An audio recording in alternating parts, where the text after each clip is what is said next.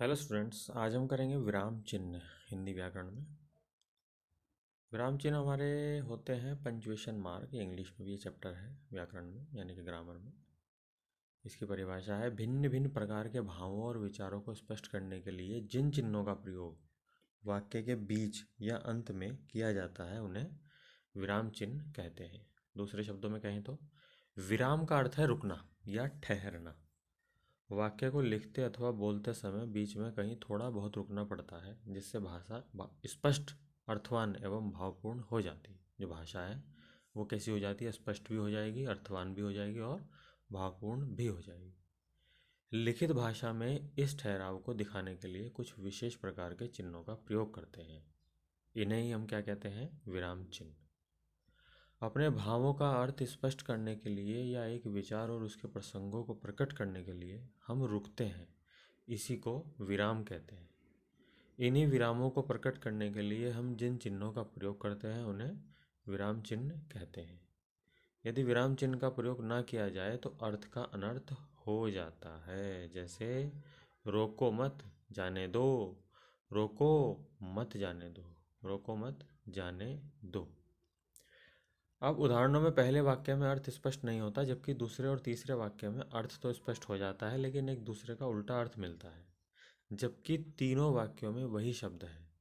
दूसरे वाक्य में रोको के बाद अल्प विराम लगाने से रोकने के लिए कहा गया है, जबकि तीसरे वाक्य में रोको मत के बाद अल्प विराम लगाने से किसी को ना रोक कर जाने के लिए कहा गया है। इस प्रकार विराम चिन्ह लगाने से दूसरे और तीसरे वाक्यों को पढ़ने में तथा अर्थ स्पष्ट करने में जितनी सुविधा होती है उतनी पहले वाक्य में नहीं होती। ये अंतर आप जब उसको पढ़ेंगे तो आपको भी समझ में आएगा। विराम चिन्हों के विषय में पूरा ज्ञान होना आवश्यक है। विराम चिन्ह की आवश्यकता। अब विराम का शाब्दिक अर्थ होता है ठहराव। जैसे हमें कई बार हम बोलते हैं विराम कर लीजिए, थोड़ा रेस्ट कर लीजिए, तो थोड़ा ठहर जाइए। जीवन की दौड़ में मनुष्य को कहीं ना कहीं रुकना या ठहरना भी पड़ता है। विराम की आवश्यकता हर व्यक्ति को होती है, जिसे हम आराम भी कहते हैं कि थोड़ा आराम कर लीजिए। जब हम करते करते थक जाते हैं तब मन आराम करना चाहता है। यह आराम विराम का ही दूसरा नाम है। पहले विराम होता है, फिर आराम। स्पष्ट है कि साधारण जीवन में भी विराम की आवश्यकता है। लेखन मनुष्य के जीवन की एक विशेष मानसिक अवस्था है। लिखते समय लेखक यूं ही नहीं दौड़ता, बल्कि कहीं थोड़ी देर के लिए रुकता है, ठहरता है और पूर्ण विराम लेता है। ऐसा इसलिए होता है कि हमारी मानसिक दशा की गति सदा एक जैसी नहीं होती। यही कारण है कि लेखन कार्य में भी विराम चिन्हों का प्रयोग करना पड़ता है। यदि इन चिन्हों का प्रयोग ना किया जाए, मतलब अगर आप इनका प्रयोग ना करें, तो भाव अथवा विचार की स्पष्टता में बाधा पड़ेगी। यानी कि हम बोलना कुछ और चाहेंगे और सामने वाला कुछ और समझेगा, और वाक्य एक दूसरे से उलझ जाएंगे, और तब पाठक को व्यर्थ ही माथापच्ची करनी पड़ेगी, समझना पड़ेगा उसको समझ में नहीं आएगा, फिर समझना पड़ेगा। इस तरह से उसका समय क्या होगा? वेस्ट होगा, बर्बाद होगा। पाठक के भावबोध को सरल और सुबोध बनाने के लिए विराम चिन्हों का प्रयोग होता है। सारांश यह है कि शॉर्ट में अगर कहें कि वाक्य के सुंदर गठन और भावाभिव्यक्ति की स्पष्टता के लिए इन विराम चिन्हों की आवश्यकता और उपयोगिता मानी गई है।